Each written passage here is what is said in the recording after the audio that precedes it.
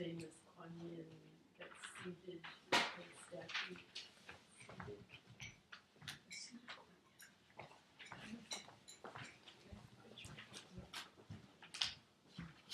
Very. Alhamdulillah, that's on my wall. So I think of the Yeah. because of that.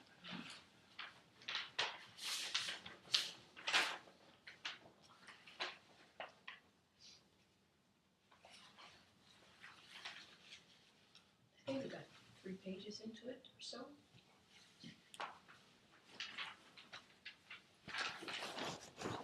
Yeah, we finished the section on the knowledge of destiny, but I'd like to go back and start. Good. The knowledge of destiny.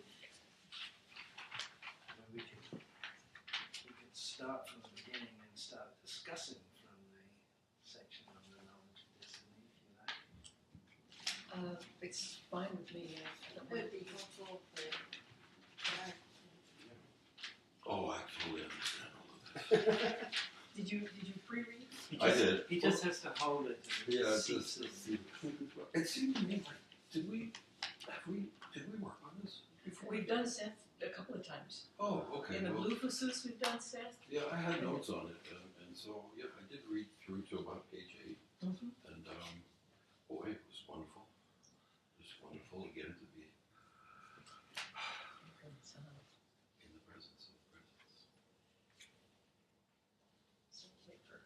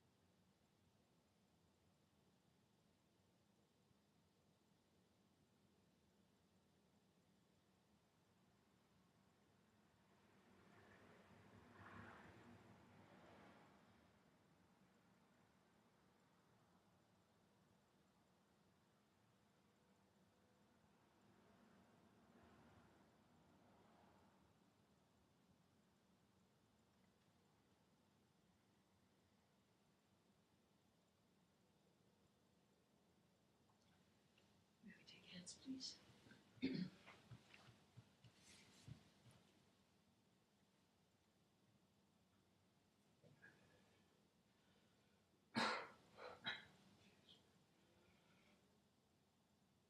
Toward the one, the perfection of love, harmony, and beauty, the only being, united with all the illuminated souls who form the embodiment of the Master, the Spirit of guidance.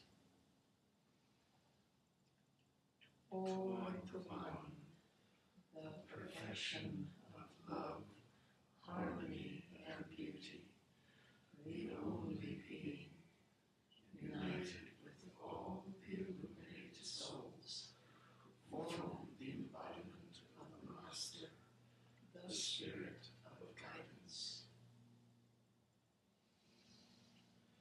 Toward the one, the perfection of love, harmony, and beauty, the only being, united with all the illuminated souls, who form the embodiment of the Master, the Spirit of guidance. Amen.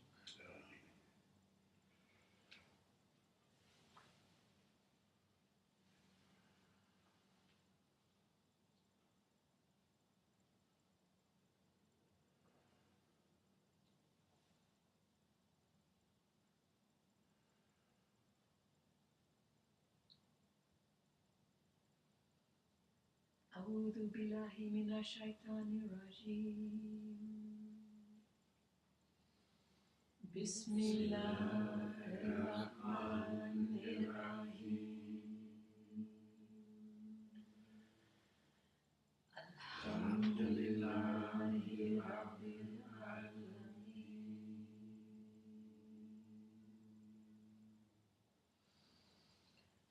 الرحمن الرحيم.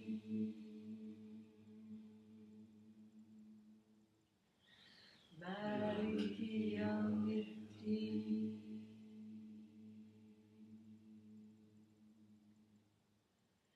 إياك نعبد وإياك نستعين.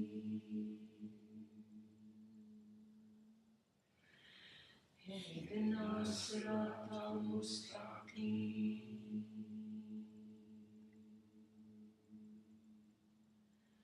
صراط الذين أنعمت عليهم غير المغضوب عليهم ولا الضالين.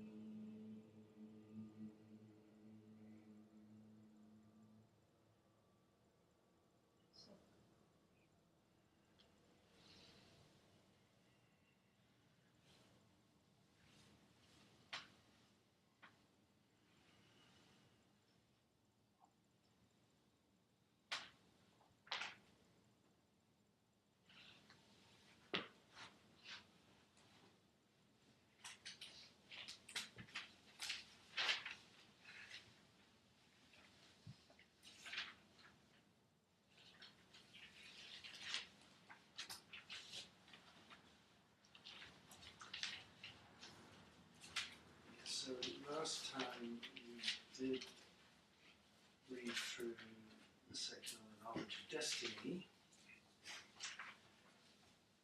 but what I would like to do is start reading from the beginning through to the end of that section and start discussing from the knowledge of destiny, because I think there's a lot more to get from it than we got through last time. Of course, if you want to discuss any of the earliest pages, of course we can start to talk about that. There's no minutes.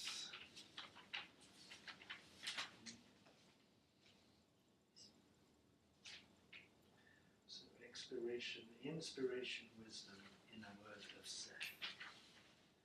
Gifts and requests. Know that there are two kinds of gifts and favours which manifest in the world at the hands of the servants, or by other means. Some of them are gifts of the essence, and some are gifts of the names, and these are distinguished by people of taste. Likewise, some of them are given due to a request for something specific, and some come from a request which is non-specific, while some are given without any request being made, whether they be gifts of the essence or the names. A specific request is like when someone asks, "O Lord, give me such and such," specifying something without thinking of anything else.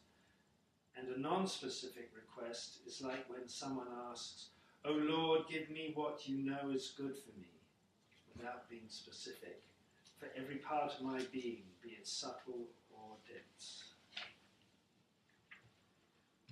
The cause of request and the giving of gifts.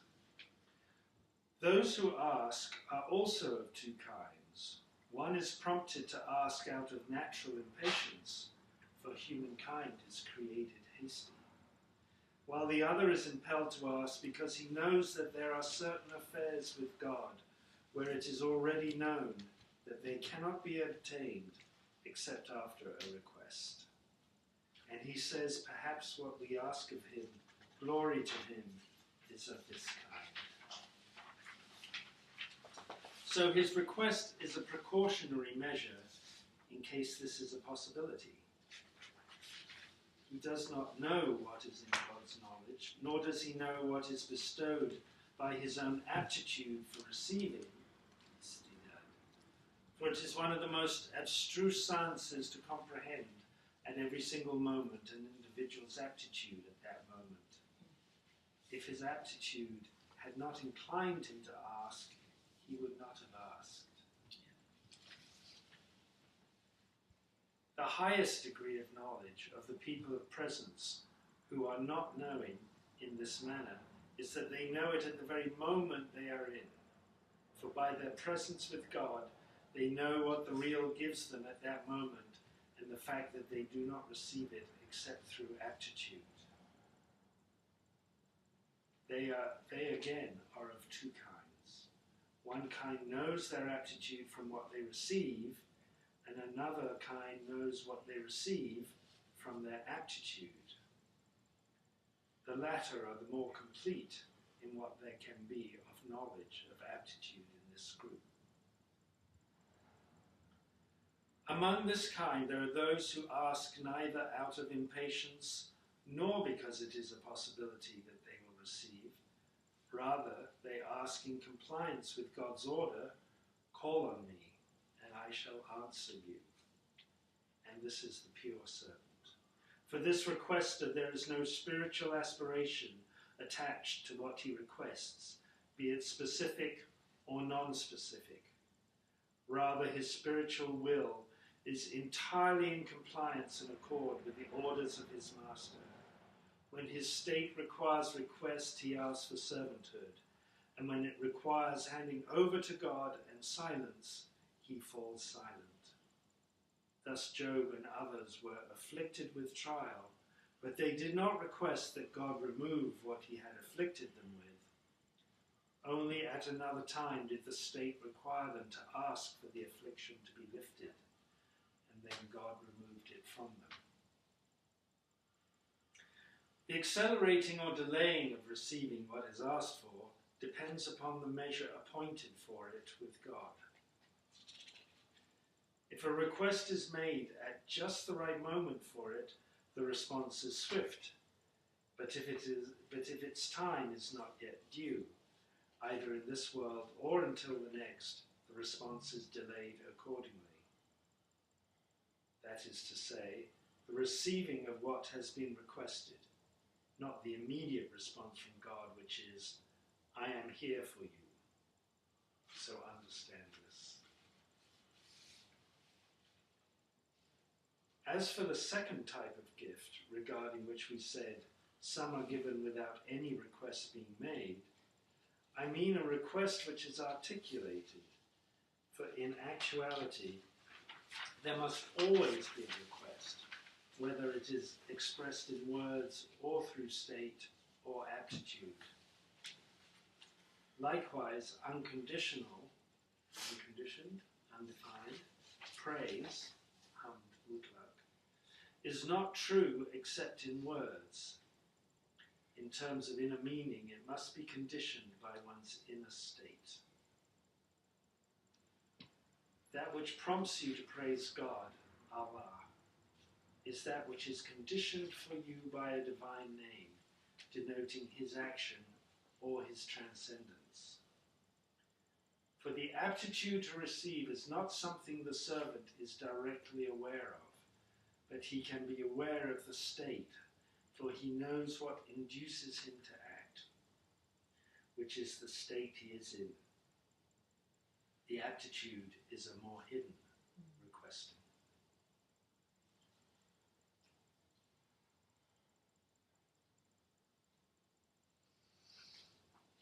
Knowledge of destiny. What prevents some people from asking is only that they know that God has eternally decreed for them. Thus they have made ready their place to receive whatever he wishes, and they have stayed away from their own selves and their personal inclinations. Amongst these there is one who knows that God's knowledge of him in all his states is how he was in the state of establishment of his essential reality. prior to his physical existence. He knows that God gives him nothing except that knowledge of him which his own essence bestows. And that is how he was in the state of his establishment. And so he knows from where God's knowledge of him comes. There is no category of the people of God that is more elevated and knowing through unveiling than this. For these people comprehend the mystery of destiny. Sir al-Qadar. They are of two kinds.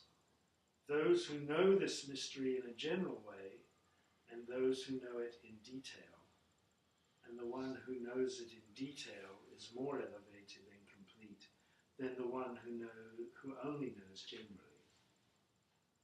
For he knows what is in God's knowledge concerning him, either by God himself informing him what knowledge of him is bestowed by his essence, or by there being revealed to him his own established essential reality, Ein Alphabeta, and the endless succession of states that flow over it. And this is higher. For in his knowledge of himself, he is in the same place as God's knowledge of him, since the taking of knowledge is from a single source. However, from the side of the servant, it is a special providential favor from God which is predestined to him, arising from the sum of the states of his essence, which the possessor of this unveiling recognizes when God discloses it to him, whatever the states of his essence may be. For it is not within the power of a creature, when God discloses the states of his established essence, according to which the form of existence occurs, that in this state he should have revealed to him the disclosing of the real to these established essences in the state of their non-existence. For they are essential relations without form. According to this, we may say that it is a divine providential blessing, Inayatiyya, which is destined to the servant through that parity in the imparting of knowledge. Thus God, the Exalted, says, "We shall try you until we know," which is an expression precisely establishing the true spiritual meaning, unlike what is supposed by those who are not of this way. The furthest that the transcendentalist can reach is to say that this apparent temporality in divine knowledge is due to dependence of God upon the creature. This is the most that the theologian can maintain through his intellect on this question. If only he had not affirmed knowledge as additional to the essence and ascribed dependence for it, not for the essence. If only he had not affirmed knowledge as additional to the essence and ascribed dependence for it, not for the essence. By that he distinguishes himself from the true verifier among the people of God, one who possesses real insight and experience.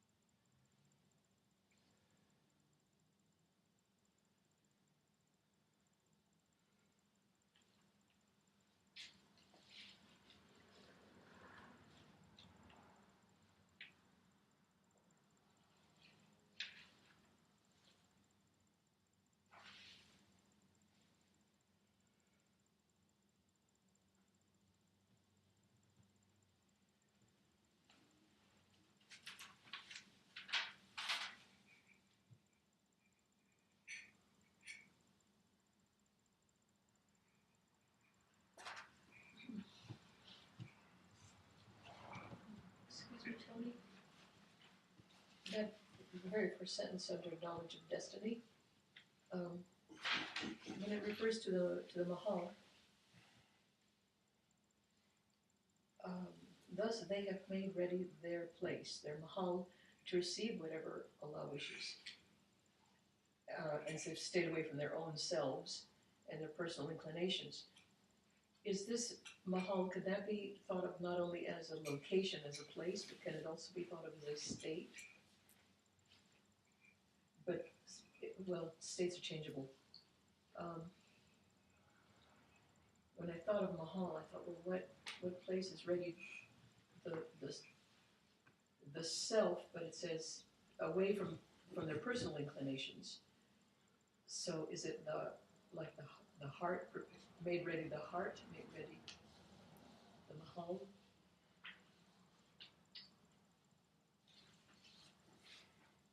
You could talk about it as the heart. I don't know that mahal is from the same root as hal. No, it is. No, it It isn't. doesn't look like it. No, it isn't. Mahal is like, it can even be a palace. Mahal. So that's why I said, is it used then in the terms of a location of a place? I think it's every revelation requires a place to receive it, Okay. and whether that place be as vast as the universe is, or as small as we make it through our lack of vision. Yeah. That's still any revelation requires a place. Got it. Okay. Thank you. Thank you very much.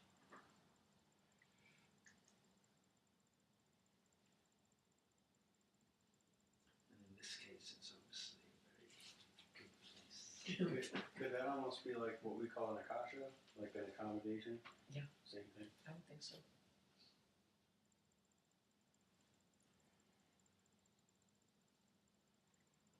I mean, in Adam, he talks about the blowing of the breath. In Adam, he says that there is no, I forget exactly how he puts it now, but there's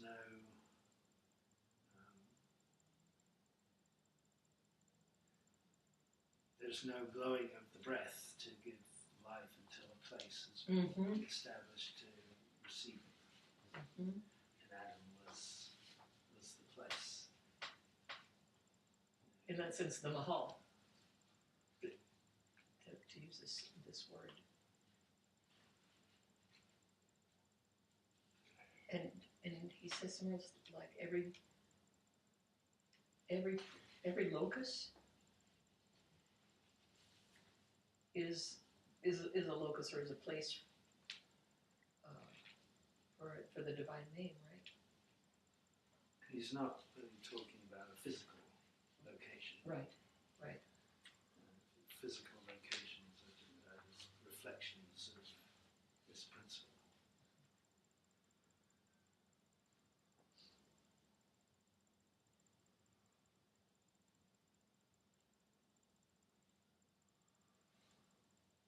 The note 16 elsewhere Ibn Arabi explains this as it is impossible for knowledge to be connected to anything other than the situation of the object of knowledge in itself. If anyone brings an argument against God saying, you had precedent knowledge that I would be such and such, so do not take me to task, the true God will say to him, did I not know you as you are? If you were otherwise, I would have known you as you were. This is why he says, until we know.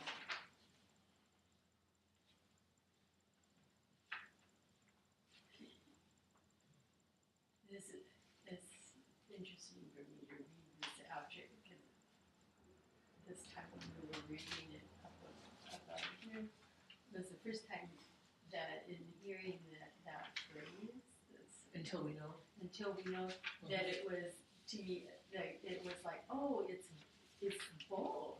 It's the limited knowledge with the unlimited knowledge. That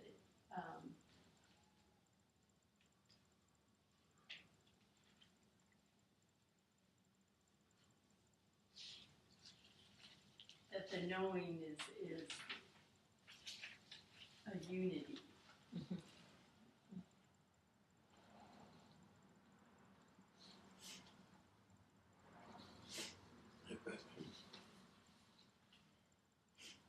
Where I would always, I think I've always read that before. It's like the royal we. Right. Until we know. Right. Rather than we, the creature, the creator and the creature.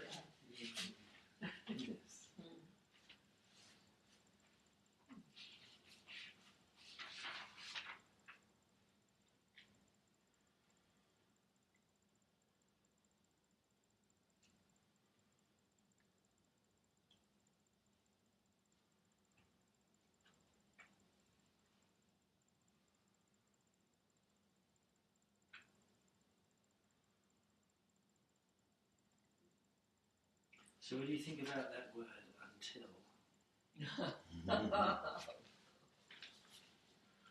Where is it? That is, We shall try you until we know. Oh, we should try it too.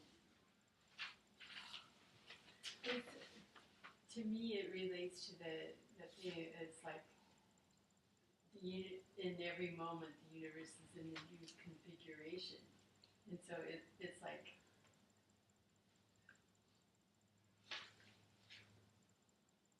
it comes into that particular configuration for the knowledge to manifest.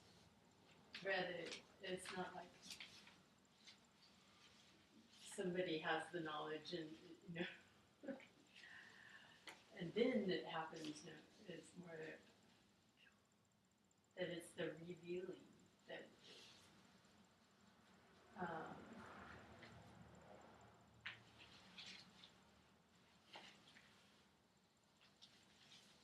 I think it says until because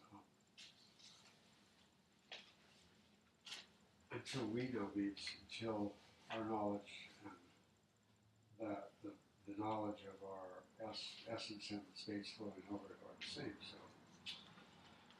we, the manifestation is flowing over our essence, and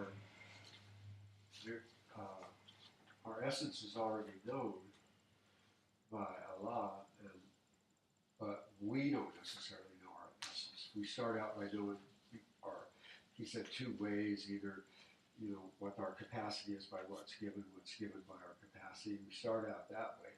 Then we get to the place where we realize that our essence is the actual reason why we receive what we receive. So then that's the secret of destiny, because destiny is nothing more than the revealing of your true essence and the states that flow over it. So that's why it says that's an unveiling, because to be able to know your true essence and the states that flow over it, that's the same. They get to the place where that's the same knowledge. You and God have the same knowledge, so there is no difference. So that's when there is one source of the knowledge and one knowledge. So this is just a way of explaining the stages that a person goes through to unveiling, and then by saying until we know means until the unveiling is complete, or until the unveiling is what it is, until its destiny is fulfilled, so to speak. Well, I think that takes care of one side of it, but The reason I asked the question is there's obviously this whole side of things that he's talking about that is outside time. And so what does until mean in the context of the eternal Extempore. decree? You know,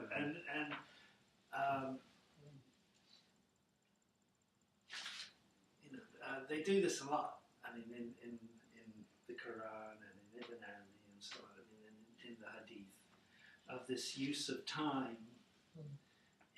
to refer to things that are not temporal. You know, like that was a hidden treasure, and I love to be known, so I created. You know, it's like you've got this temporal stuff and cause and effect type of expression, but it's really not that. It's pointing to something that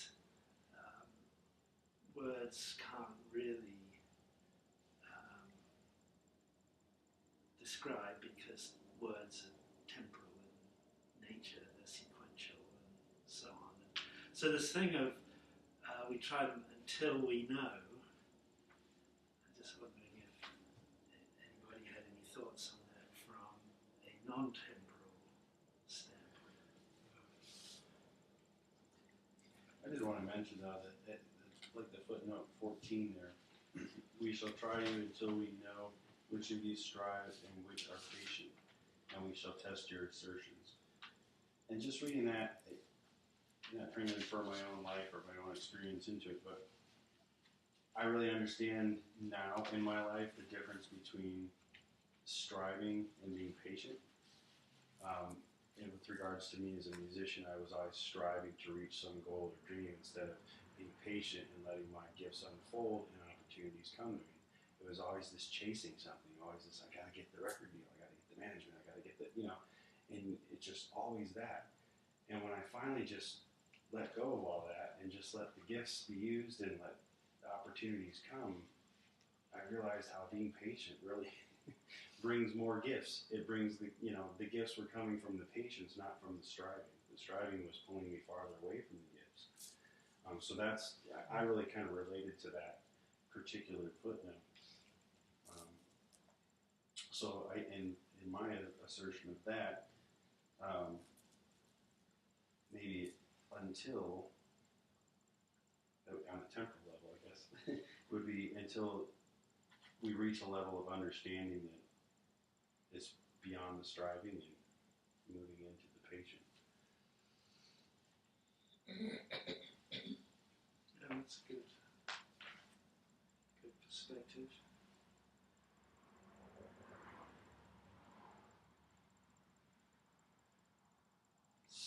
So, in the context of God knowing who you are from all eternity,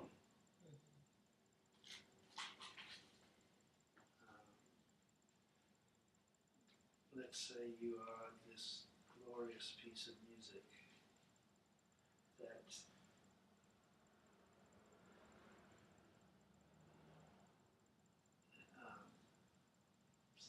endless piece of music that flows in and out of all of these other pieces of music and so on, and this is all seen and known and encompassed in a single vision,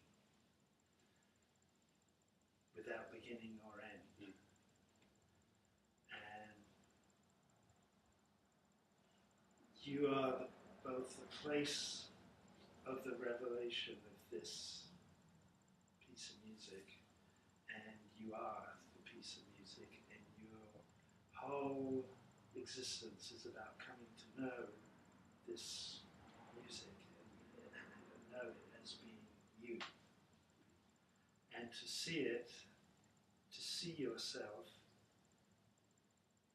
as God sees you, or to hear this music as God hears it. So, now what does the until we know?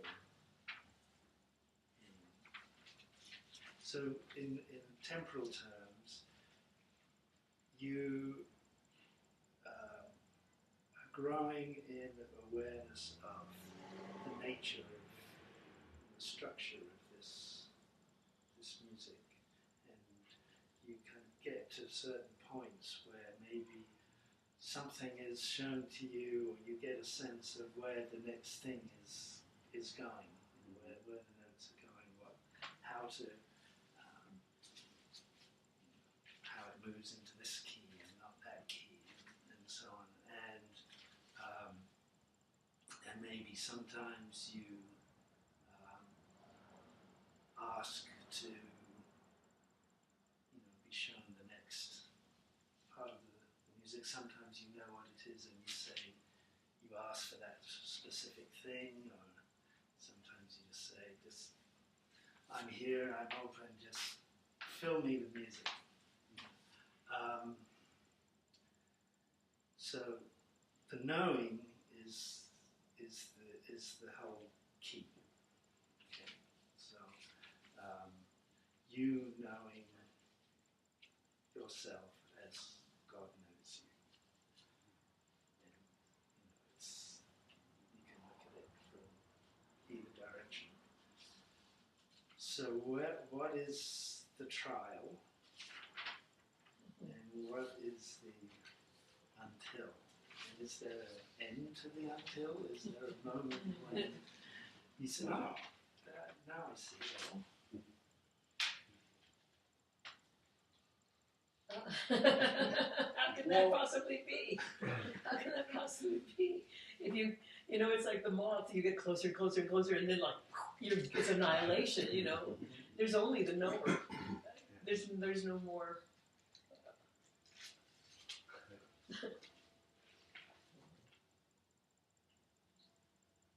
But I love the question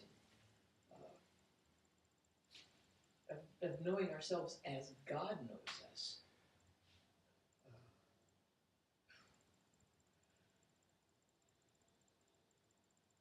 Oh my gosh, it's a great meditation.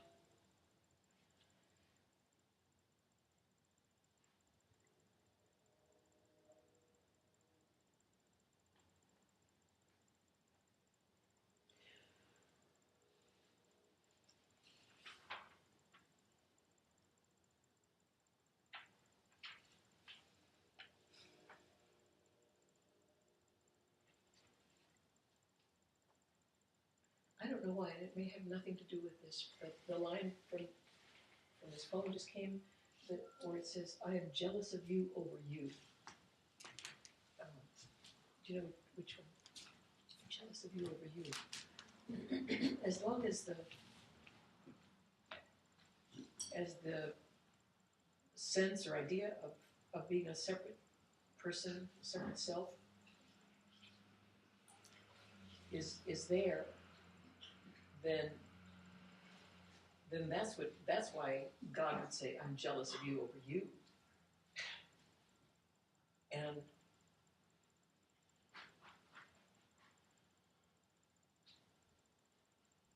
yet,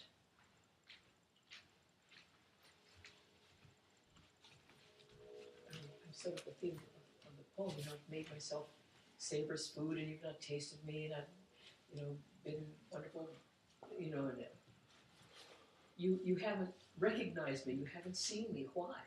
What is this? I'm jealous of you. I'm jealous of you over you. I'm getting. But if in that poem, if what it's saying, let us go toward union, right? Let love put its stamp on us, right? Well, at that point, which is a temporal term, right? At that point, then how we finally get there. In that union with the beloved, only the beloved exists, right? We will test you until we know.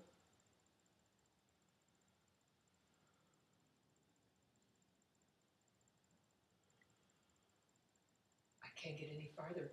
I can't go past that because there's only one knower.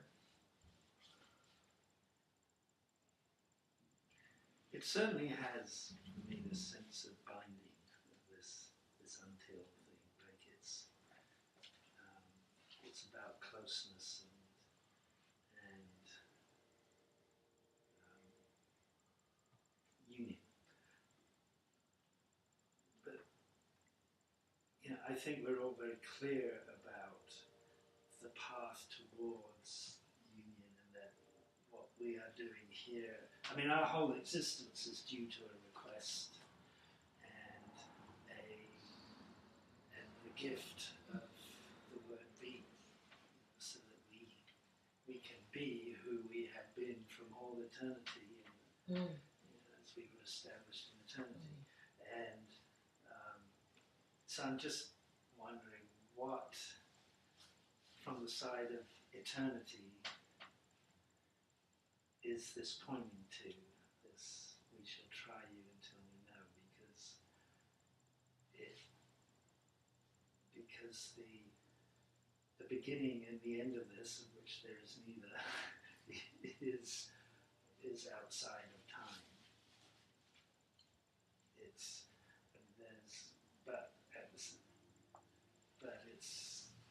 It has everything to do with time as well.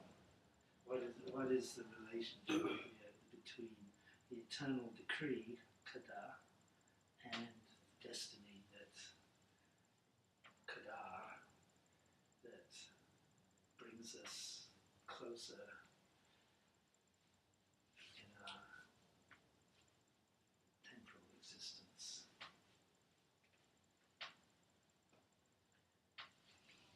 Could it have something to do with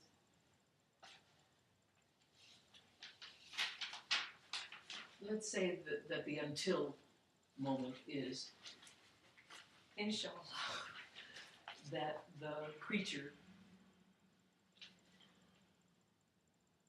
moving toward itself as God knows it would perforce, mean the removal of the obscurations or the lifting of the veils, on and on and on and on, until the mirror is so clear that the knower knows itself through itself, but it used this other itself to provide it that knowledge of itself. Because, as it says, we get a different perspective from what we have of ourselves, given to of ourselves through another ourselves, ourself. Does it have anything to do with that? And the other thing too is this, until we will test you until we know, then on the other side of until we know is no testing. It implies there's no testing after the until, whatever it is. Then the trial is over. But the thing about it is that I still think is that once you get to the place where I mean, I can't conceive of it, but when your knowledge of yourself is the same as God, that's an until, but it doesn't have to necessarily be in time, because you could have the until here. We could have one entity relating to itself in all these different ways, and the until could be here and something else could be there. In other words, it's a dynamic. There's dynamics going on, and also there's the dynamic of us, because he said earlier, if you keep away from yourself and do this and with no guarantees that anybody's going to do that, maybe so. I guess eventually we do, but I mean, we come from one source, we're heading back to the same source, but it doesn't necessarily, I don't even think maybe it doesn't necessarily even have to be in this particular, well, I don't know, can you know yourself? I mean, what if after death you haven't known yourself yet, then you continue after death still trying to know yourself, and eventually, at some point that particular but it's because of who what your actual, every person is unique. So every person's path is unique, and every person's experiences are unique. Life is unique. So that's where God is our, we're God's eyes, we're God's hands, we're God's ears, and because we give that, we're a lens that is a unique lens for that experience. So in that way, then we only receive what, the capacity, we only receive what we can get, what our capacity is. And it's because of our essence, our original timeless essence, that determines what we receive, because of no two essences have probably the same capacity. So at some point, whenever that essence, whenever the manifestation all of the states flows over the essence in such a way that it knows itself as God knows itself, then that's the until. But it doesn't necessarily mean it's a point in time. It's only a point in time from one perspective. From the other side of the perspective, it's always a point in eternity that's always existing. So there's two ways to look at it. From one side, it is an until, and then the other side, it's an until, but it's not an until in the temporal way. It's an until in a sense of what I said before. You said something that really popped a visual in my head, and then as you were talking, the same visual kind of, they tied in together, but I almost kind of see it as a prism. When you have the main source of light that comes, the white light goes through the prism and then it's refracted out in different colors. And so it's all the same light, but it's just reflected in different directions. And then each of those individual pieces of light have to realize that they're that same source of light, but they have to just move to a different angle or something to be able to see it and to understand that, oh, I'm the red light, the blue light, the green light, and the white light. It's all one light, but it's just being seen from different angles, so it looks this way. And maybe that's kind of, it felt that when I kind of saw that as you were talking about the mirror, and then going through the mirror and seeing yourself as the true image of God, seeing Himself through you.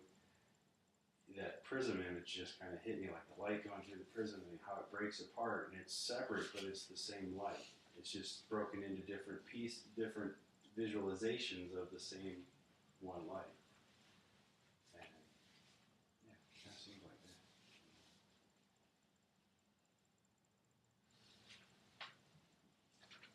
I kind of,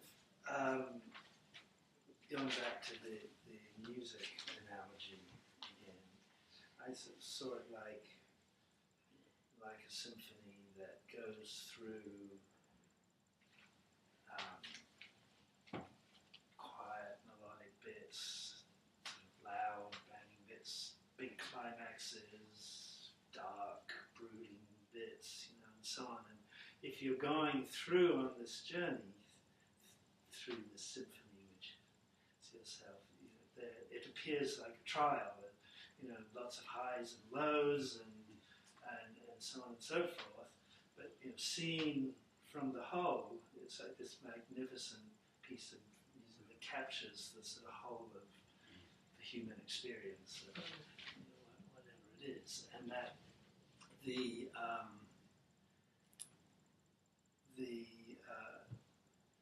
until it seems like, it's so hard to separate the two, the sort of eternal and the temporal, but from the temporal side it appears like a journey, and it appears like trials and things that you learn from, and from the point of view of coming to know your essential unity with true self, that which is none other than the self, that because the journey just brings you to the point of recognition that you were always there all along anyway, and that it's always an until. It's always like it's not there's nothing fixed about it. I mean, and even this whole journey, this whole symphony is not a fixed thing. It's just but the until is it's always to me there's a sort of yearning. The endless Horizon. until. The endless jam. You know what? That's kind of like it because the It's the symphony. same as the horizon. Yes, Ever receding. but it's also this sort of yearning thing. I Oh, think. yeah. Come to me. Let's know each other. Mm-hmm. I'm gonna do everything I can to make you see who you are to me. And the symphonies are really waiting. cool. Excuse me, Mark. They're waiting. Oh, it's waiting. For But the, not in a temporal sense. no, but just in Yeah. the constant unfolding. As you said, from that place of, it's very playful, and I think your analogy was beautiful. And in moments in my own experience, when I've been able to change, when perspective has changed, and I'm able to just enjoy the music, no matter where it goes, it's like being a composer. And all of a sudden I'm in a special club, friends of God. And that's the gift for me. But it's fleeting. And I go back to, but it's like, you said, the yearning, I'm waiting. Here, throughout eternity, or however long, or just in the moment, they're all the same. As in calculus, as you approach infinity, do you equal zero? So, and it's just, God is just there. Always. Yeah. But that's a beautiful analogy that you gave us. It's the music that helped me to kind of move through that. And it gave it an experience. Yeah. Thank you. I think artistic creation is a good way, always a good way to kind of get a slight handle on it. I mean, it's kind of a crude analogy in many ways because there's more to. I mean, because it's such a deep, multi-dimensional thing. Which music definitely gets very close to. And and a lot of people who write music have talked about how they just seem to be pulling something out of the air. I mean, they don't even know where it comes from. Or like a sculptor who says, "I just ask the block of stone, reveal yourself," and I just release it from the stone. I've had experiences with music where, because I played music my whole life since I was a baby, and I've had experiences where, and everybody's heard this, but where you say the music's playing you, but it's the thing about once the music takes you over, you know what to play. It's like you're hearing it, and there's only one thing you can really be playing. It's like you hear it. It's like you're hearing something, and then you match what you're hearing to your instrument, or sometimes it's just physical. Like sometimes when the music's played, especially for a drummer, you have to just abandon yourself to your body, and your body just does. It's like dancing. It's like when you dance and you abandon yourself to the music. It's the same with playing music. When you're a musician and you abandon yourself to the music takes over your body, and then the sound. Your body is trained on this particular instrument, and it plays what needs to be played without thinking, and if you try to start thinking about it, it gets in the way and you start stumbling. It's like rocks. Thoughts, when you're playing music, thinking is like stones that you stumble over. And so that's, but another thing I liked about the symphony thing is because symphonies, they are written. I mean, here's a symphony and they hand you a score, and there's 50 instruments and all their parts are in there, and those instruments have certain parts, and I mean a French horn can't sound like an English horn, or a viola can't sound like a timpani. So each instrument has its sound, and you take all of those sounds, and the composer blends that all into a temporal flowing of playing those instruments, and suddenly it becomes this massive, beautiful creation that's totally impossible for in any other respect other than in that combination of having that person have written that music, having those musicians playing that music, having 50 musicians just together as one mind, just playing and then the audience and how they're experiencing it. It's to sweep you up. So and it is such a beautiful analogy that music is. And didn't Pierre Merchant said in the future music will be the language. Music will be the language. The religion of the future will be music. Pierre Merchant sometimes would say things like, you've seen the building, but do you know the architect? You've heard the composition, or you've heard the symphony, but do you know the composer? And that can be true too, like even if you're the trumpet player and you're playing your specific part, and that's kind of how we are in life, we're all playing our specific part, and so you're focused on your part, and you hear all the other things, and you know the cues, and you might know, okay, when the drummer does this, I have to do, but you may never hear the oboe part ever unless you hear a recording back, and then you listen and go, that oboe's playing this beautiful thing. So it's like there's another unfolding when you step back outside of being the trumpet player, and now you're the listener, and then once you can actually be at that level where you can see all the parts and hear all the parts. I used to play with a guy that was the conductor of the Montreal Symphony Orchestra, and I was just amazed at how his ear, how he could be playing live in a rock band, with all these loud things going on, and he could hear just the most minute little thing that just, no, maybe half step this way. It's like, wow.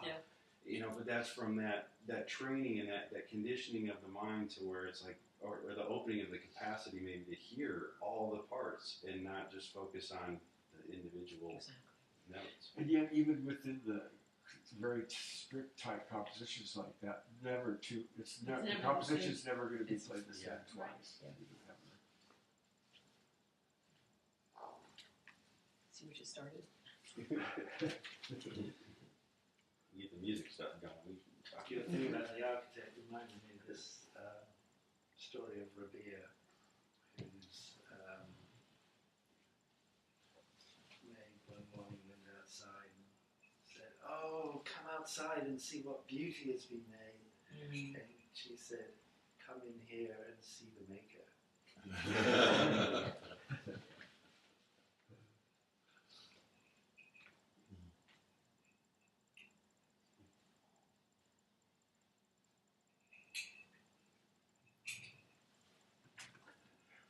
Shall we move on? Now to get to the mirrors.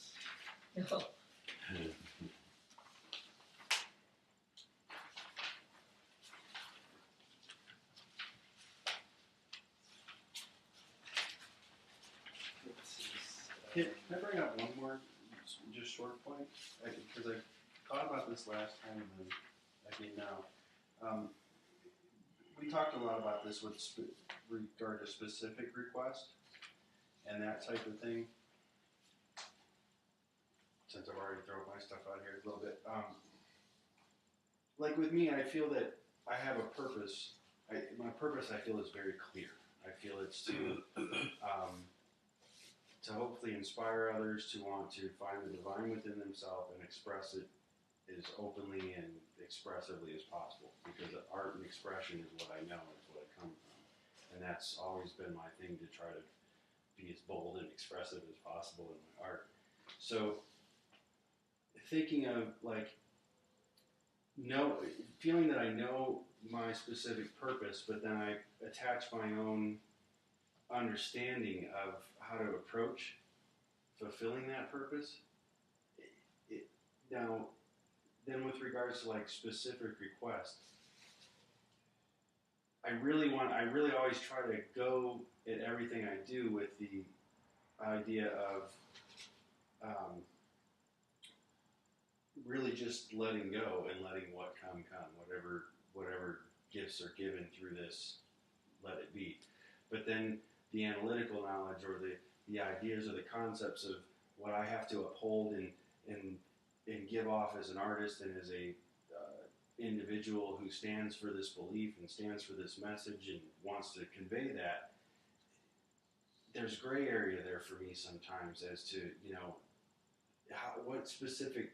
how do I be specific in asking for those things? And I mean, I can check myself a lot and look at what I'm doing, and you made a really great thing where you said, hearing the music as God hears the music. And that's something I'll try to do more, is kind of look at what I'm putting out, and the fragrance or the essence that I'm giving off is how is God hearing that, and what is it sounding like to him? And then just really being in that knowing or that feeling hopefully will bring me more specific understanding of kind of how to unfold that purpose. I don't know if that makes sense, but it's a lot of rambling. But so is your question that, although for the most part you're asking non-specific requests to just be you are, let the light of your artistic creativity shine through, you have a feeling that there are some specific things you should be doing. I do, and I want to make sure if I'm being too specific, is that taking away from the revelatory nature of how I want to be used, or is it staying true to the essence of what I've been given as a gift, and I'm following that essence because that's ingrained in me, and that's what I want to, that's the specific way that I have to do it. I don't know, because I was in rock music for years, and really heavy rock music, and I feel that a lot of those frequencies and those sounds and the attitudes could be totally changed and molded in a way where there's not the anger, there's not the aggression, there's not all the dark imagery and things that go with it, and people that are into that can get something through it. But I don't. That's been my own ideology for 10 years now, and I don't know if that's really. Am I just kicking that can down the road because that's the world I come from, and I don't want to let it go, or is it because I'm truly receiving knowledge that I should be using that as the right thing, And that's kind of why I posed some of those things to Pierzita when I said, I'm this wild dreadlock rock guy, and I want to spread this message, and is it okay to use modern music in that medium to do this? And he told me about the dreadlock Sufis and Lugia or whatever they were at the time. I think anything is fine so long as it's done with the aim of the largest vision that you can encompass. I think part of what we do is discriminate between what is good or bad, what is useful or not useful, what is, and we rarely know exactly what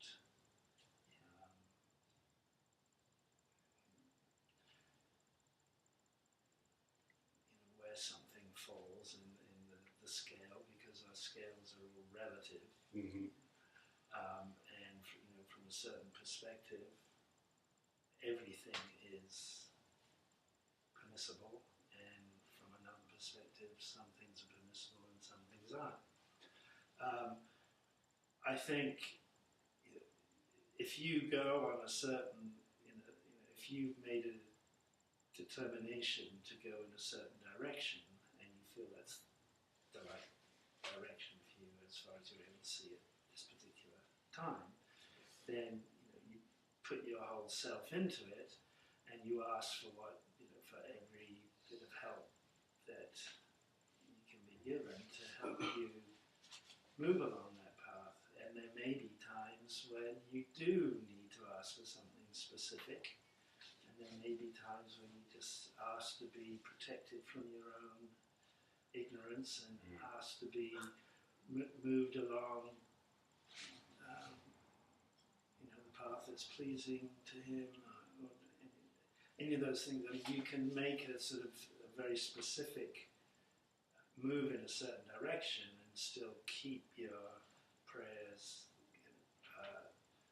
as open as possible. I mean, don't say, don't pray that that this particular person who you think is on the wrong path, that they hear your music and it changes their life. Right. That's, you're kind of messing with stuff there that Sure. you don't know about. Absolutely. But in terms of saying, help me make what I'm putting out,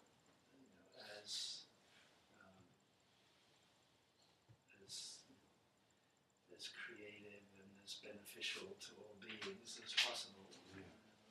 That's the sort of thing you do. But and just ask to be continually shown whether you're on the right path or not. Because we have to make choices all the time, and just because everybody else is kind of doing it a different way doesn't mean to say that's the way that you need to do it. You're here to express your own unique being, and if that's blasting out beautiful celebrations of God at 10,000 decibels, so be it. Yeah.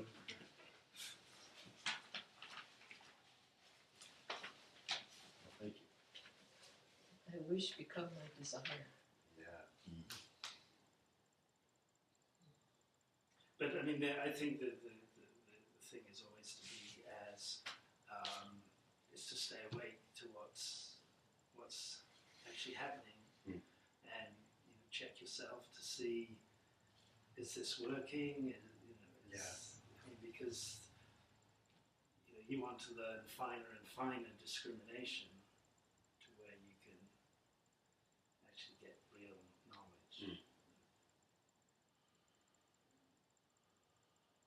So don't just because this looks right now doesn't necessarily mean that in a year or so it's going to. It's definitely morphed a lot for me. I see where, the things that used to appeal to me even a few years ago, I couldn't even listen to now. It just doesn't, the vibration of it just is jarring to me. I listen to so much Indian music, Carrie comes on and feels like she's at Bollywood, but it's good.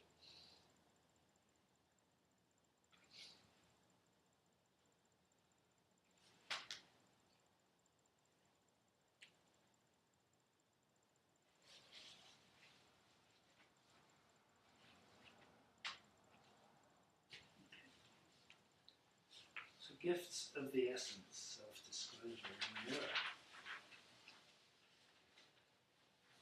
Now, returning to the subject of divine gifts, let us say that the gifts are either from the essence or from the names. The benefactions, gifts and favours that come from the essence only ever happen through a divine self-revelation, Tajali. And the self-disclosure from the essence only ever comes about in the form of attitude of the one revealed to. Nothing else ever occurs. Thus, the one revealed to never sees anything in the mirror of the real other than his own form. He does not see the real, nor is it possible that he should see him, all the while knowing that he only sees his own form in him. This is like the example of a physical mirror. When you see the form in it, you don't see it, the mirror, at the same time, despite your knowing that you cannot see the forms or your own form except in it. God makes this clear as a symbol, which he provides for his essential self-revelation, so that the one revealed to may know that he did not see him. There is no symbol or likeness closer to vision and self-revelation than this. Try yourself to see the form in the mirror at the same time as seeing the body of the mirror. You will never see them both together. This is so much the case that some of those who have had this perception in the form of mirrors came to the conclusion that the form which is seen lies in between the eye of the viewer and the mirror. That is the most knowledge that they have been capable of attaining. However, the matter is, as we have said, we hold to that, and we have explained this in the Futuhat al-Makkiyah. If you have tasted this, you have experienced the utmost, above which there is nothing more regarding the creature. So do not aspire or wear yourself out in trying to progress beyond this point, for there is nothing there at all. And after it, there is nothing but pure non-existence. He is your mirror in which you see yourself, while you are his mirror in which he sees his names and manifests their properties. And they are no other than himself. So the matter becomes confused and ambiguous.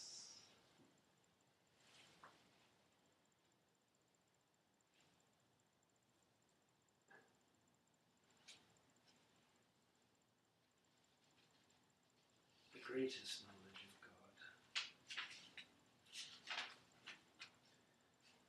Amongst us are those who are not knowing in their knowledge, saying, the inability to grasp comprehension is itself comprehension. And amongst us are those who truly know and do not speak like this, and that is the highest speech. Rather, knowledge makes such a person silent and does not bestow inability. This person is the greatest knower of God, and this knowledge does not happen except for the seal of messengers and the seal of the saints. None of the prophets and messengers contemplate this knowledge except from the light niche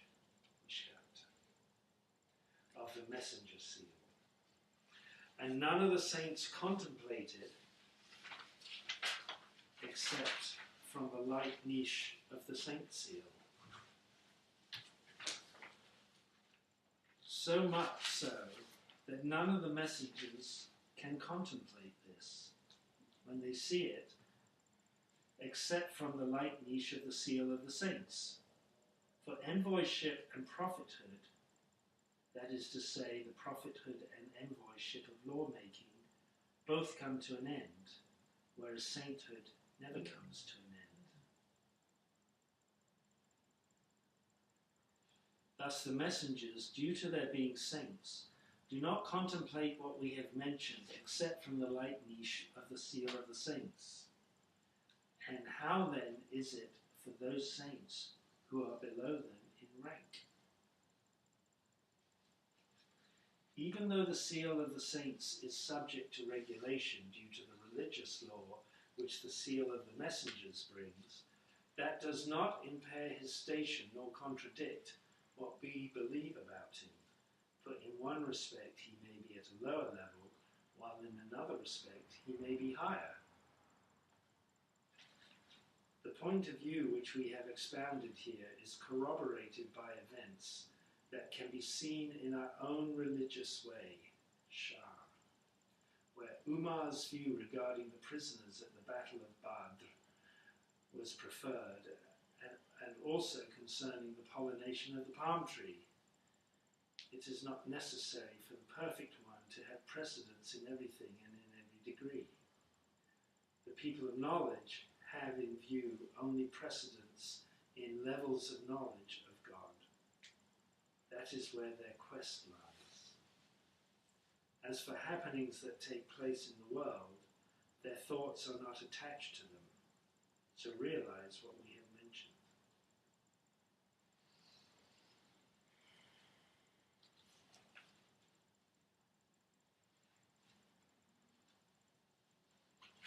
Let's pause there for a minute.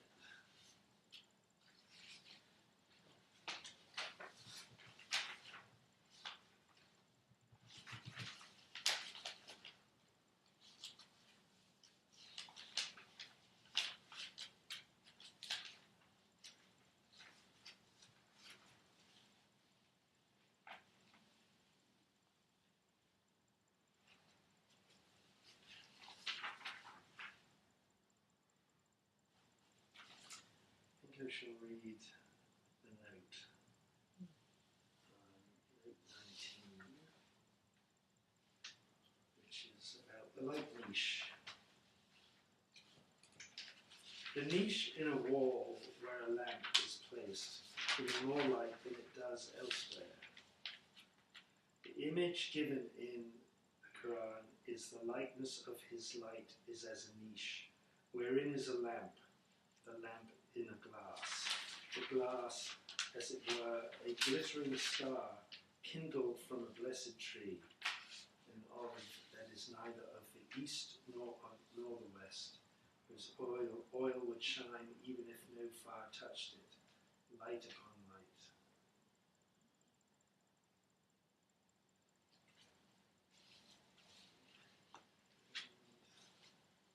And the note about the prisoners and the palm tree. These two incidents exemplify the superior judgment of others over the Prophet.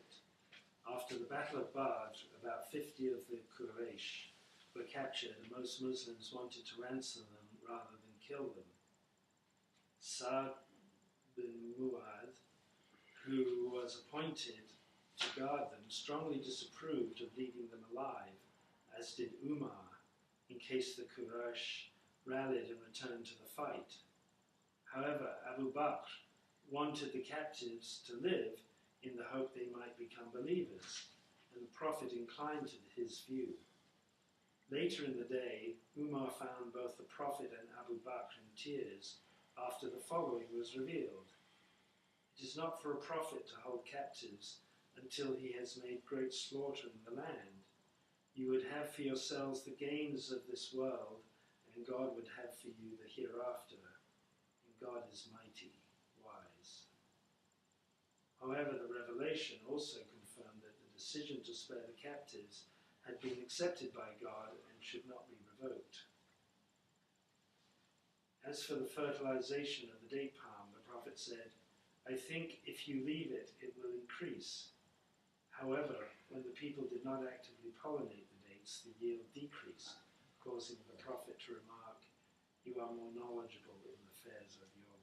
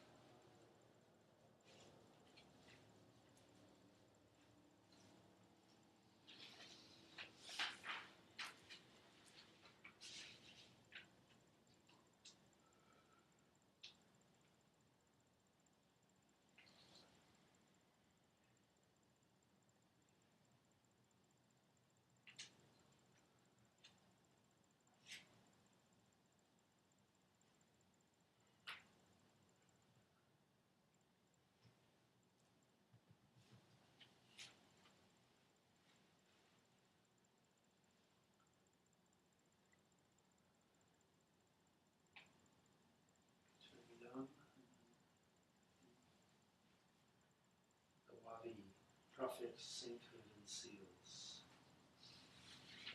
The prophet, may God bless him and give him peace, represented prophethood as a wall made of bricks, which was complete, except for a space for one brick, and he himself was that brick.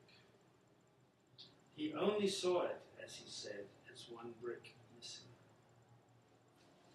As for the seal of saints, he must also have such a vision, so that he sees what the messenger of God was represented as, but he sees in the wall the space for two bricks, one of gold and one of silver.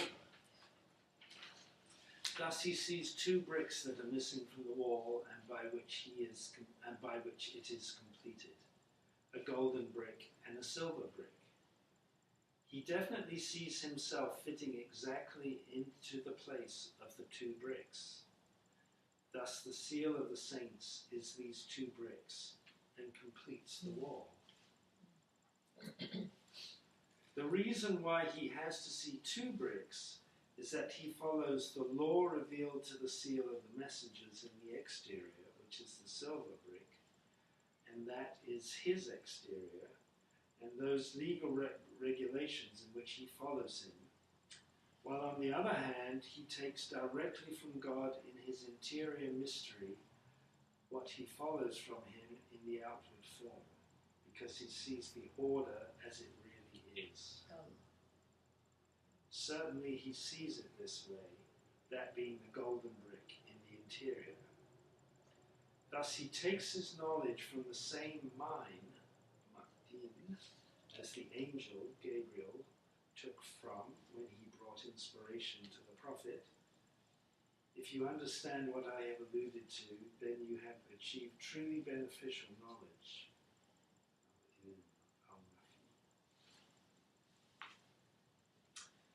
Every single prophet from the time of Adam to the last prophet only took light from the light niche of the seal of the prophets.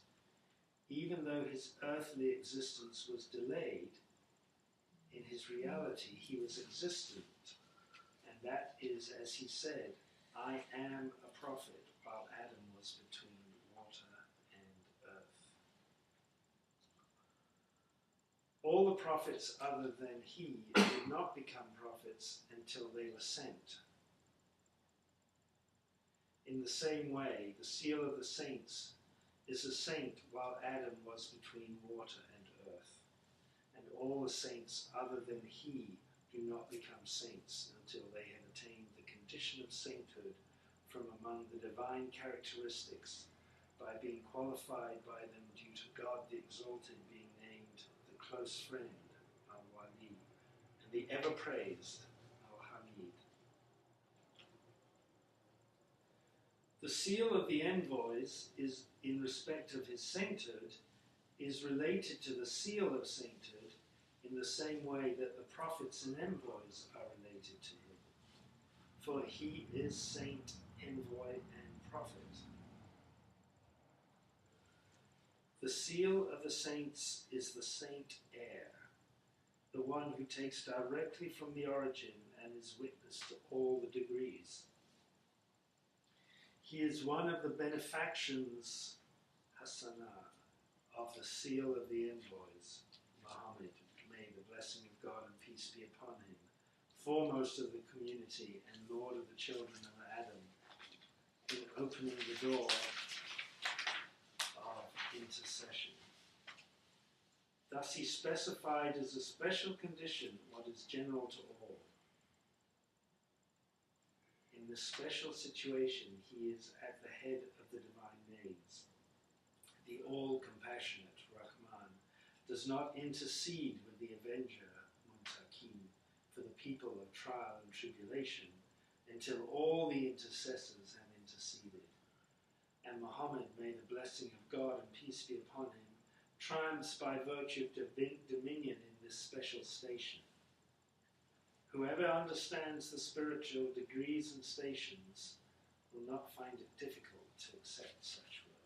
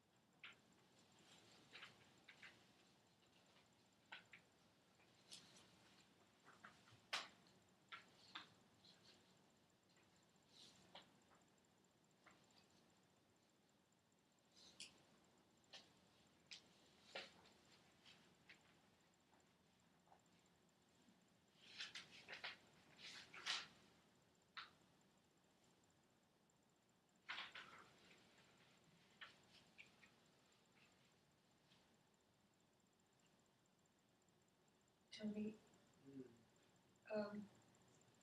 when it says, as for the seal of the saints, is that referring to Jesus? Peace be upon him. I believe so, yes. Okay. And then he talks, I was thrown off a bit by the note because I was thinking, so although Ibn Arabi refers to himself as the seal of Muhammadan sainthood. Exactly. Right. And he's talking, the note talks about all that the messenger received from God is mirrored in the messenger's complete air as a spiritual inheritance.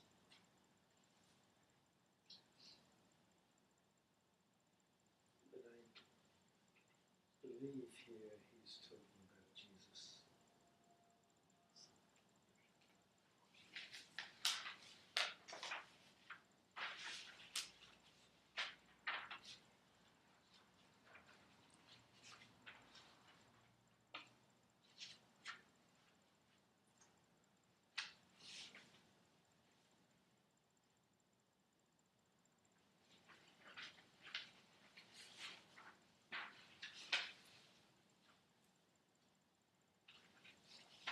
Does he say, I'm not sure I understand that. I mean, I'm more familiar with the term saint and prophet. And Jesus being the seal of the saints and Muhammad being the seal of the prophets.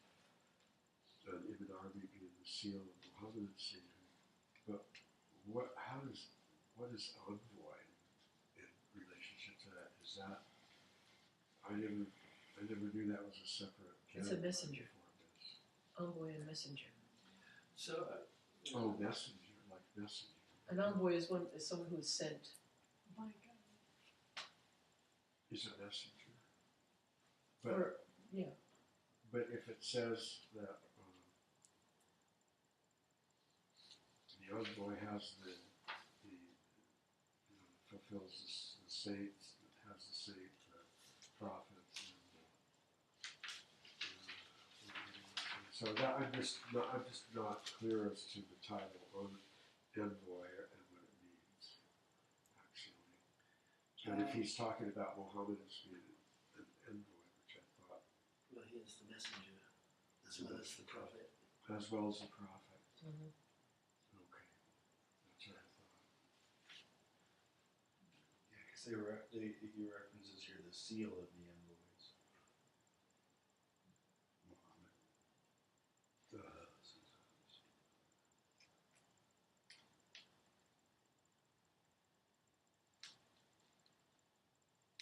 It's interesting too that an envoy is also a representative, right? They go as an envoy to represent the one who sent them.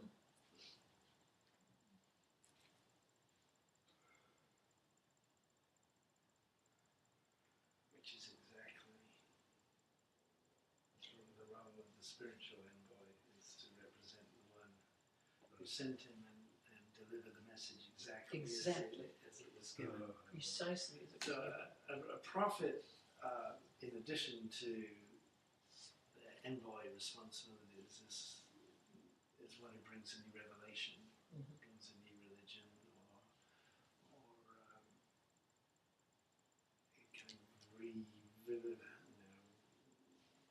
it kind of reanimating the religion, to people who have forgotten it.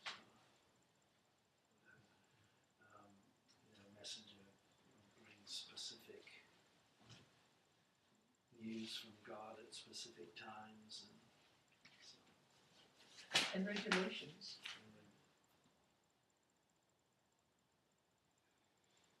Like It's thou the shalt and thou prophets. shalt not. The prophets are the ones who bring the regulations. Yes. Yeah, the prophets were like a lawgiver.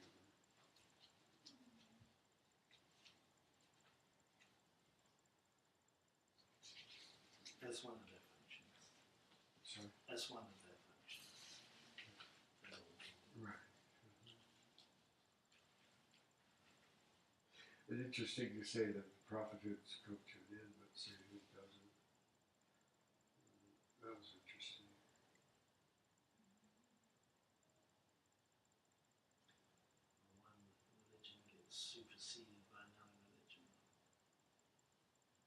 sorry, can we- one religion gets superseded by another religion.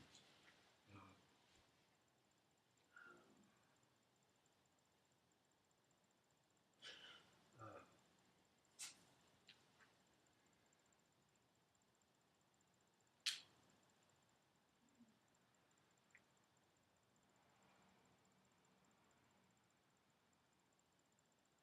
In a way, that's the argument that the followers of Islam have against the Christians and the Jews was their failure to recognize the evolution of their religion into a new form. right. And but let's see.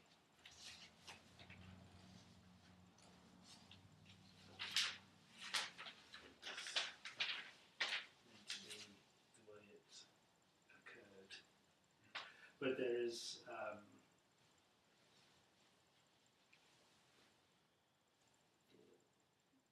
Jesus came to expand on and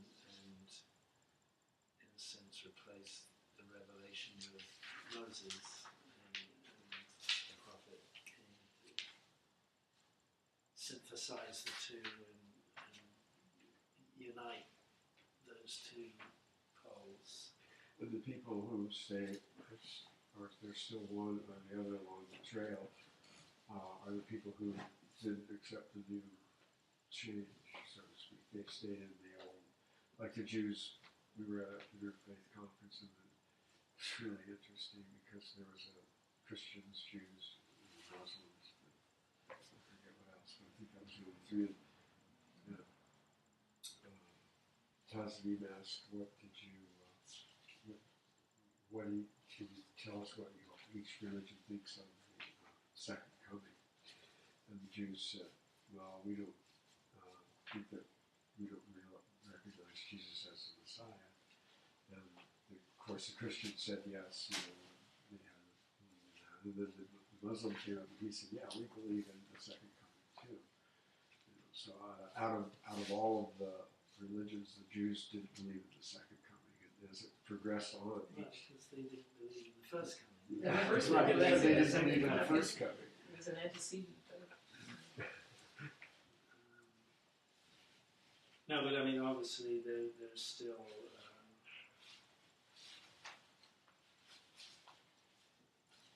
great deal still left to unfold in each of those the earlier religions. So it's not like they're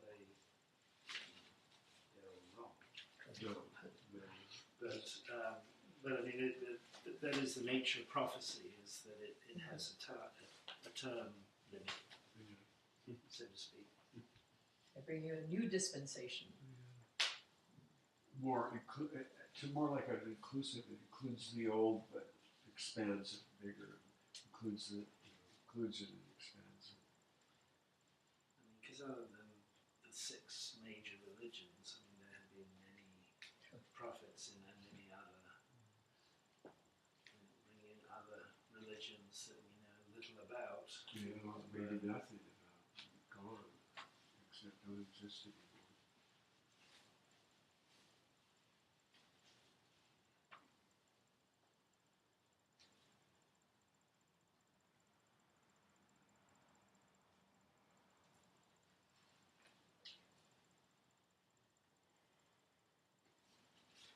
And that thing where it says, going from the niche, the light niche of the sea, in a sense that means, is that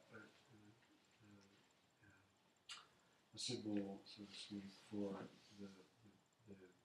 the knowledge, the new knowledge and revelation that a particular saint brings us, the light of that saint within that niche, in the niche of that saint. That'd be like understanding what Jesus brought would be the light niche of. We'll know it's because it's all the saints, right? I mean, it's a light niche of all the saints and light niche of all the prophets. So. But I mean, what he's saying is that Jesus was also a prophet. Right. But saying all of the prophets derive their prophethood from the prophet. From that light. Because he is the source, he's the light niche of prophecy. And just as Jesus is the light niche of sainthood, all saints do not come to sainthood except by imbibing from his light. Because knowingly or unknowingly. Well, was it in Ibn Arabi's biographies? Didn't he say that Jesus was his first teacher? That was his first teacher that taught him. Well, his two closest teachers were Moses and Jesus. Jesus and Moses. Yeah. I don't know what order Yeah. they were in, I can't remember, but he was specifically taught by both of them. This may be slightly askew from the subject, but when I was thinking about this earlier, and this just came back.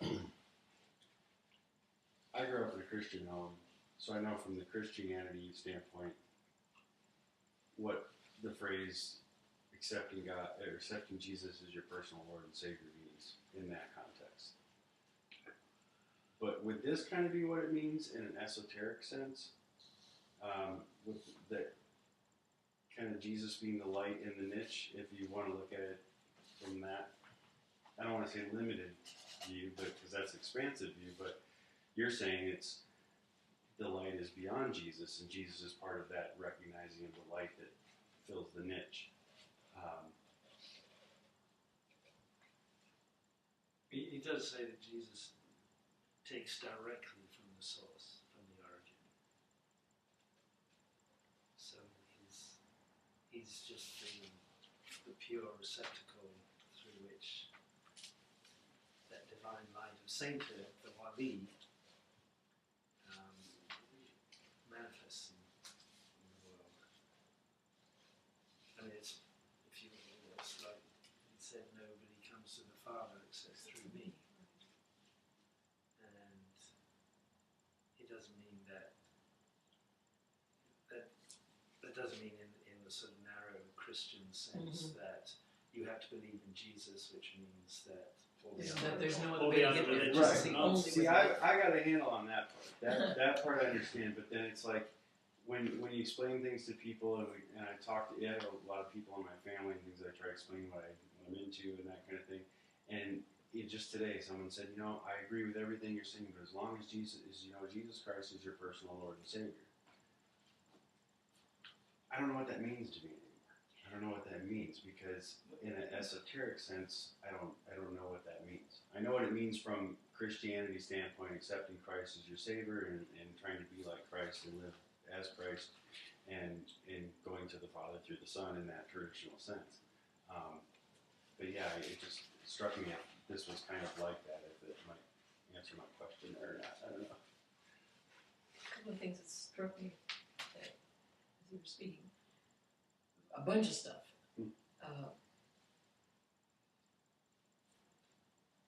That process that I tried to describe earlier about the dropping of veils and obscurations and all of that, so that it becomes thinner and thinner and thinner and thinner. In the words attributed to Jesus, peace be upon him, we are told that he said, I am in the Father, and the Father is in me. It's like, it's like this, But one other point about the light verse in the Quran, it says, Allah is the light of the heavens and the earth. It is as if, right? So, but preceding the quote here, the first part of the surah is, Allah is the light of the heavens and the earth. And that light is likened to, so we can try to understand this light as if it's in a niche, and it's encased in a glass, in a globe, and and then it describes the oil, and it's not from here or there. Every prophet, every messenger, every being is connected to that light. That's what Mershon calls the all-pervading. There's no place where it is not. The all-pervading light. So I think, just for myself, I don't know your situation, but for myself, I just say yes. Yes. To just say yes. You know, there's no walls or separations. You understand from your understanding, and your yes is true, and their yes is true. And what more can be said? You know, and Allah draws whom He wills. Another way of understanding that, for me, it really helped me a lot. Actually, when I heard this old Quaker lady from the abode, who used to live at the abode, right? But it wasn't the abode. It was a Quaker community, or a Shaker community, Shaker community. And they were celibate. This is a documentary I saw, I don't know, 15 years ago or something. The last survivors of the Shakers were like these two little old 98-year-old women. And the interviewer was asking them, you know, you're so old. How can you take care of this place? You know, he said, oh, we have people. Many people come. They come and spend the summers here, and they help with the harvesting the garden and everything. And he says, well, yeah, but it gets cold and it snows, and what happens? He said, well, a lot of them leave, and we're just left here, you know. And he says, well, doesn't that concern you? Don't you want more people to come, or you know, don't you want them to stay, or? And she says, well, we didn't call them, you know, we didn't bring them, and so they come and they go at God's as God pleases. And I went, oh yeah. God brings people through the door and takes them out the door, and I just sit here. You know, it's like Allah, whatever name you want to use. That's a little inkling that I have of whatever it might mean to be in a condition or getting near or just sort of looking at least it's in your eyesight, even if you're not touching it yet, but whatever that thing called surrender means. You know, it's like, it's not in my hands, it's not up to me. Allah, that, has got it all in charge, you know, got it all. It's not my call. You know, unless something directly is right in front of me, and I know that's my call. And if people argue with us, when one says, but Islam, connected to the name Salam, is a bringer of peace, a carrier of peace, a representative of peace. We go, oh yeah, blah, blah, blah, all of that stuff happens. What we're not talking about is we're talking about the externals. We're not talking about the condition of the mu'min, of the one who attempts to surrender. And in even the smallest act of surrender, in my own experience, little things where I just like, okay, you know, but not just like turn away from, but rather allow that it is okay. The minute I've done that, I have felt a lot freer and a lot lighter, and it's like, it's off my shoulders. It's not a fight anymore. So that in surrendering what I was so attached to, I gain more peace. That's just, you know, sorry, I went off track. No, that's very, very good stuff. I mean, the thing that Ibn Arabi says is that all beliefs are correct. Yeah. You know, insofar as the only object of belief is Allah. You can't believe in anything else. But the man of wisdom is not tied to any one single form or belief, because he's wise unto himself, and he is the ground. He is the source of all belief. He's the ground of all beliefs, because he sees God in every form, and in every form of belief. And I think it's exactly what Tasneem said, is that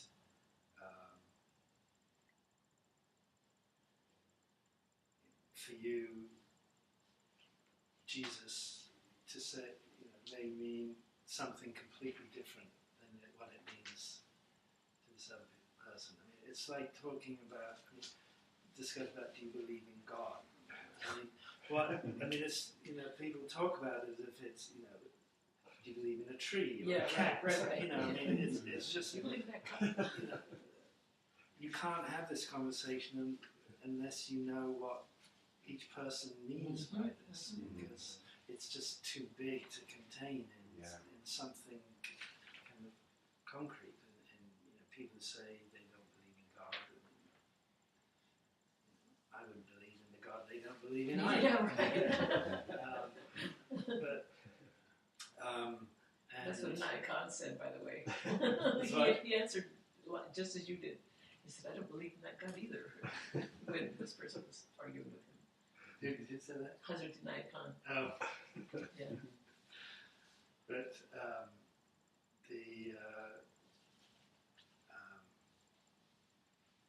to understand who Jesus really is, that's deep stuff, and that's definitely worth pursuing to understand what that reality is. Just as to understand the reality of Muhammad is getting close to understanding who you are. He who knows himself knows his Lord. And so, once you get away from thinking of Jesus as a person who's in a physical body or robes up in a cloud or whatever it might be, you can, it's not a question of belief, it's a question of knowledge and surrender, and just because how can you know such being, such reality? Surrender, and God willing, we'll be able to drink from that light also.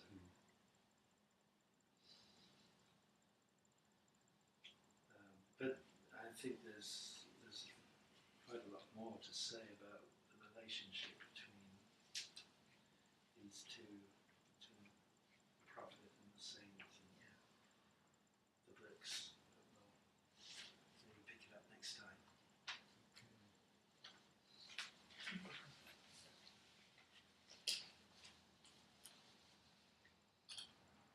The chapter in the Pursuit of Jesus is one of my favourites. It's absolutely exquisite, and he talks about the passage in the Quran where God is questioning Jesus if he ever told his people that he was the Son of God, and it's absolutely exquisite, the sort of subtlety and delicacy of this conversation that goes on, and how in Arabi talks about it. Maybe we'll get to it by next Christmas. How many translations has Stephen or the others have they done? Are there others after Seth? Oh yes, they've done that. I think they're about halfway through. I think they've done maybe 10, 12, maybe close to halfway, I think. There's 28 in all. There was not that many of the blue book. No, he didn't include all of them, and even some of the chapters were slightly abbreviated. Most of them were, but most of the ones he put in there were the complete chapter, but some of them, like Noah, were abbreviated.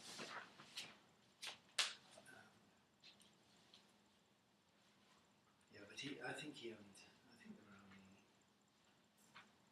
half of them in the briefs. I thought there was like one more. 16. 16. But yes, they But not all that many. 28, not the whole 28.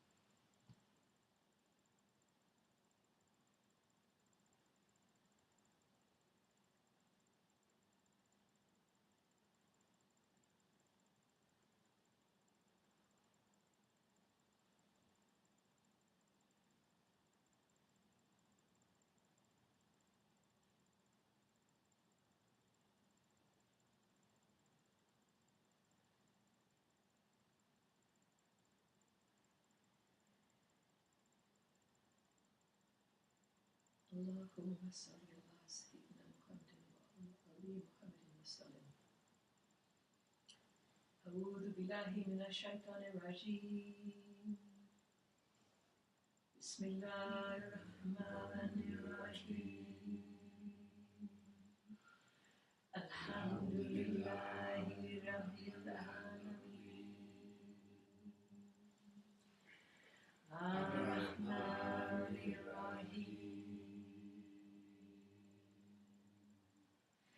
Maliki yawmiddin. Iyyaka na'budu wa iyyaka nasta'in. اهدنا الصراط المستقيم صراط الذين أنعمت عليهم غير المغضوب عليهم ولا الضالين.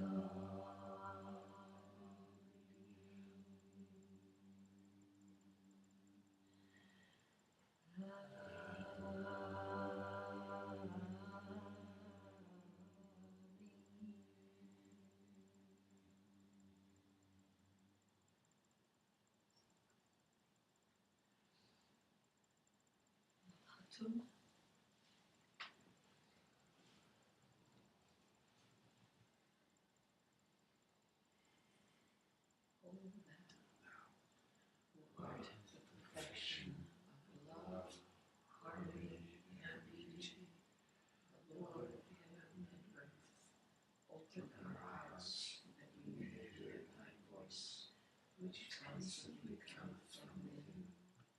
Disclose to us thy divine light, which is hidden in our souls, that we may know and understand life better. Most merciful and compassionate God, give us thy great goodness. Teach us thy loving forgiveness. Raise us above the distinctions and differences which divide us. Send us the peace of thy divine Spirit, and unite us all in thy perfect being.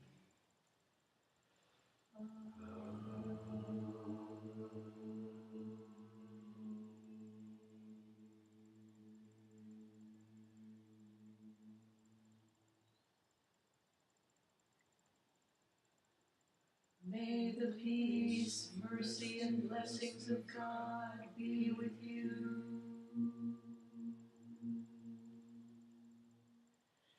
May the peace, mercy, and blessings of God be with you.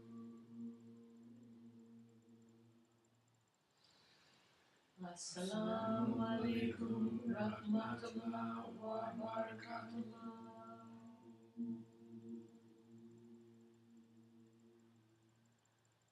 Assalamu alaikum rahmatullah wa barakatullah.